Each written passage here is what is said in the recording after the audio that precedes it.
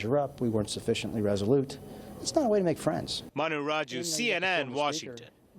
There is so much here to talk about, and to do that now, we are joined with Hiram College political science professor Jason Johnson and the University of Virginia's director of the Center for Politics, Larry Sabato. Gentlemen, thank you both for joining me. Larry, let me start with you.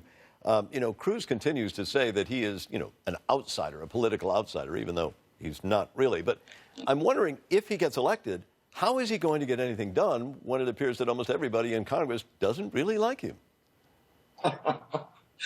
Well, they'll all have to learn to work together. I guess that's the only thing you can say. Martin, last year when you asked elected Republican leaders, people in high office, which candidates they did not want to be nominated, the two that led the list were Donald Trump and Ted Cruz. Isn't it ironic that these are the two finalists in the Republican Party?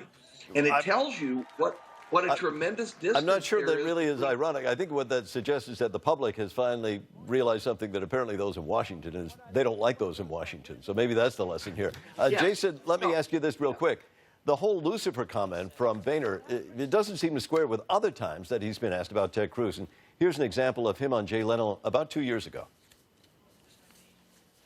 Ted Cruz used to be my attorney a long time ago. Oh, is that right? Yeah. Okay. He's a good guy. Yeah. So what do you think of this? Which is the Cruz here we're supposed to believe in, Jason?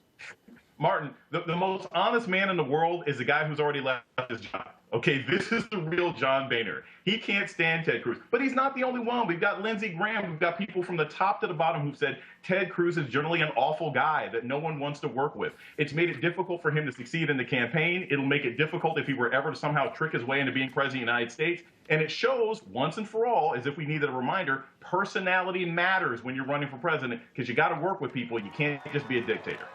I can't help but see how the Trump effect is impacting here. That Donald Trump has gotten away with some rather loose comments, and now it appears that other Republicans have decided they can as well. Larry, let me ask you this. Turning to Indiana in the primary 3 days from now, conservative talk radio hosts in Indiana are saying that they aren't going to give Ted Cruz any airtime. How's that going to hurt him? Because, you remember how that worked out in Wisconsin. There, the talk shows were right behind him. Yes, there really is another major difference between Wisconsin and Indiana. You don't have that unified talk radio contingent for Ted Cruz, and he depended on that in Wisconsin, among other things. So it's another reason why the Indiana battle is closer and why Trump is still in that race and may win it. Jason, Ted Cruz has, I guess, looking to court female voters, believing he's going to take advantage of Trump's controversies with women and the polling that has demonstrated he doesn't seem to do well with women. You think that is a strategy that will help him win Indiana? Because that's, of course, what he has to do.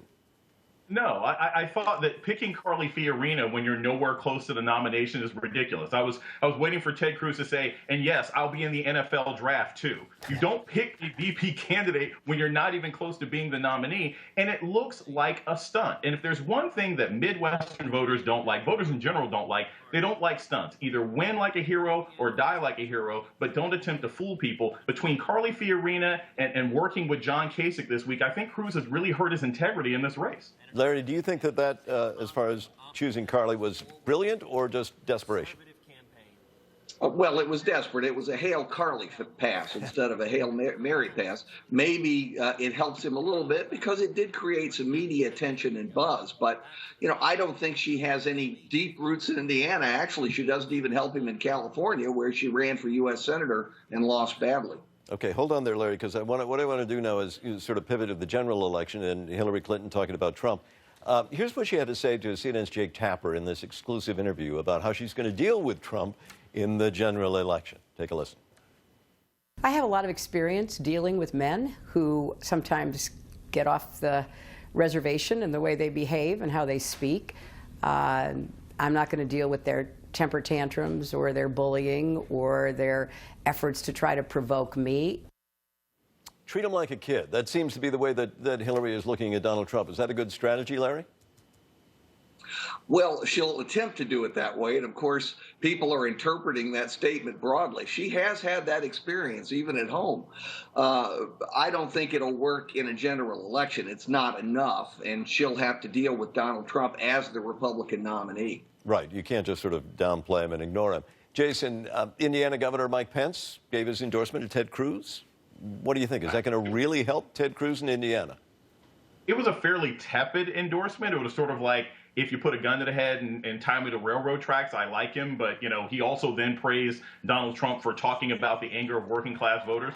I don't think anything is going to help Ted Cruz in Indiana outside of just blood, sweat, and tears. He's got to get out there, use his organization, and he's got to rally the anti-Trump forces to say, look, Indiana is our last stop. If we don't win this state, Donald Trump is definitely going to be the nominee, win on the first ballot. I think that's the only thing that can help him with this. And Jason, real quick, how about the endorsement of Bobby Knight? Do you think that helped Donald Trump? Is that far more important to an Indiana crowd? You know, I don't think Indiana crowds are going to be that enthusiastic. Either they like Donald Trump or they don't. And I certainly think that liberals are going to love the idea of Bobby Knight and his chair-throwing meme being out there every single time they talk about Trump heading into the fall. Could be a vice presidential candidate there, I smell. All right, Larry Sabato, Jason Johnson, thank you both for joining us. Thanks, Mark.